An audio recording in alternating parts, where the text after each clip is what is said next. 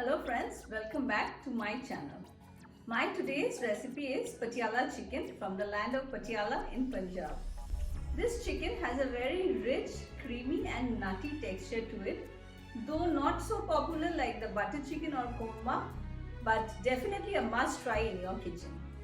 So without any delays, let's look into the ingredient list now.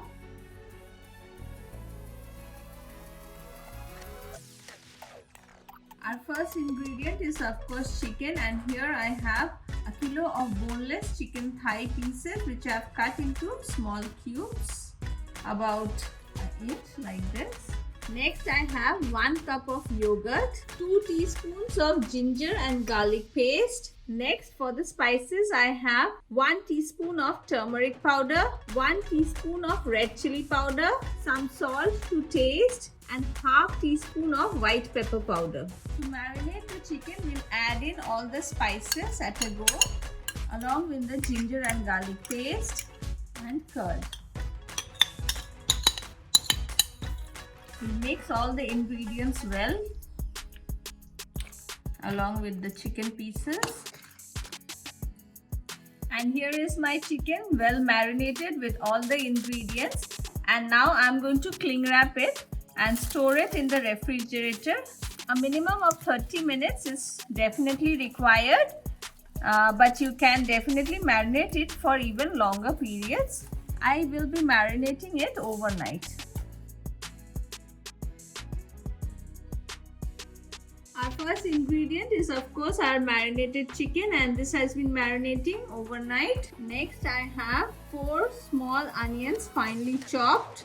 You can also grate it if you want. 2 tomatoes grated. You can also chop it finely. 1 tablespoon of ginger finely chopped. 1 tablespoon of garlic finely chopped. Half of a capsicum diced, and 1 onion diced in the similar manner. Half cup of cashew nut paste.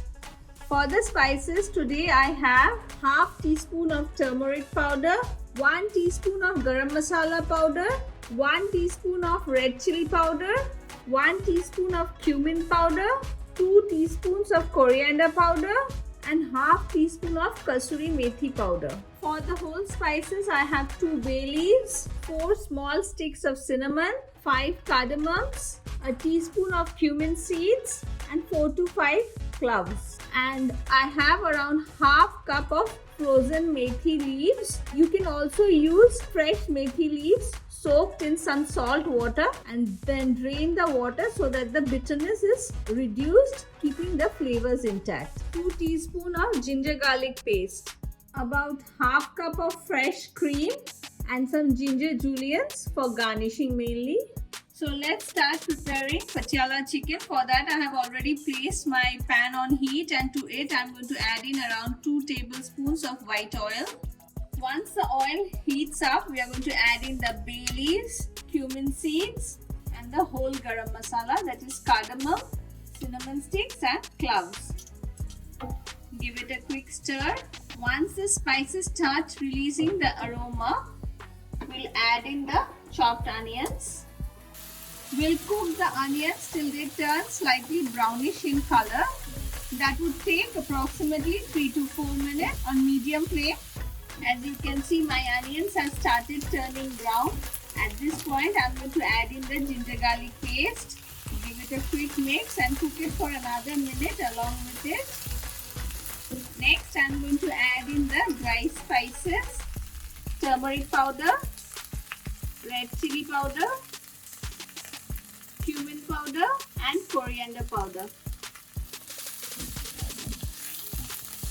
I'll add in a little bit of water so that the spices don't burn, approximately 1/4 cup.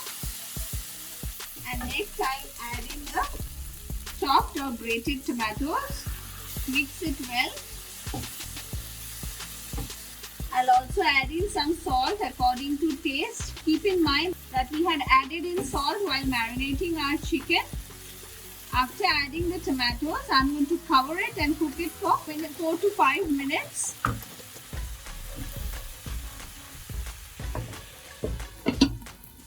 It's been around 5 minutes now, and as you can see, the vegetable has started releasing the oil.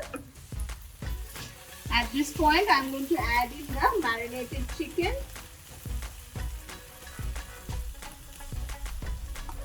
After adding the chicken, mix it well with the rest of the ingredients.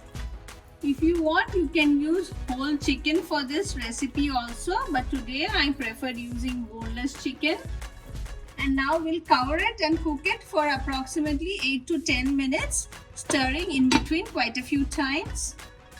It's been about 8 minutes now, and as you can see, the chicken has released quite an amount of water, the moisture from it, and my chicken is almost 70% cooked at this point.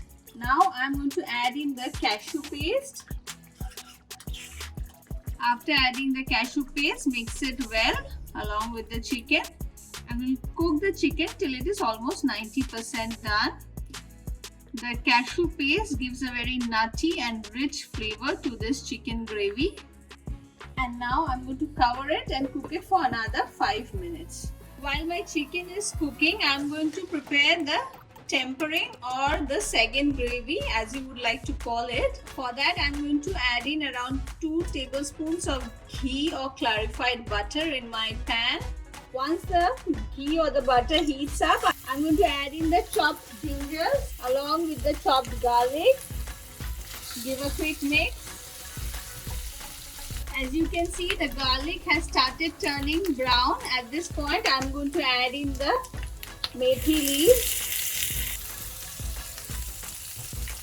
After mixing the methi leaves well with the rest of the ingredients, we are going to add in chopped capsicum and chopped onions, and we'll cook this for another minute or two before we add this into the chicken.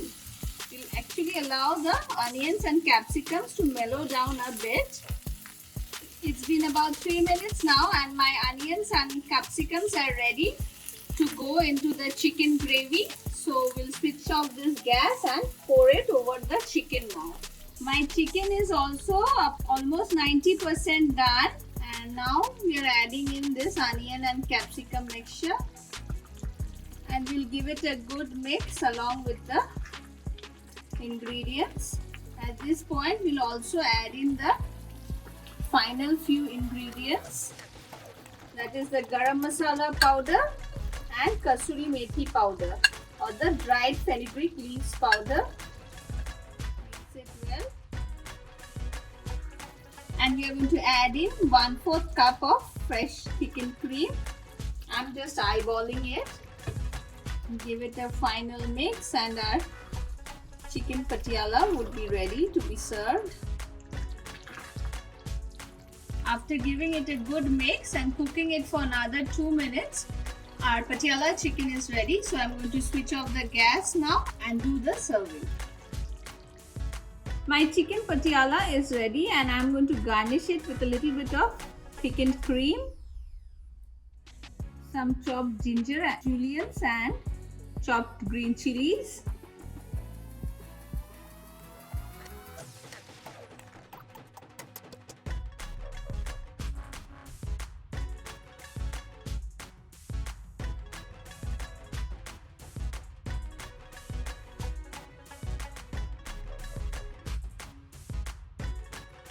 My patiala chicken is ready, and this chicken curry has really some unique flavors in it.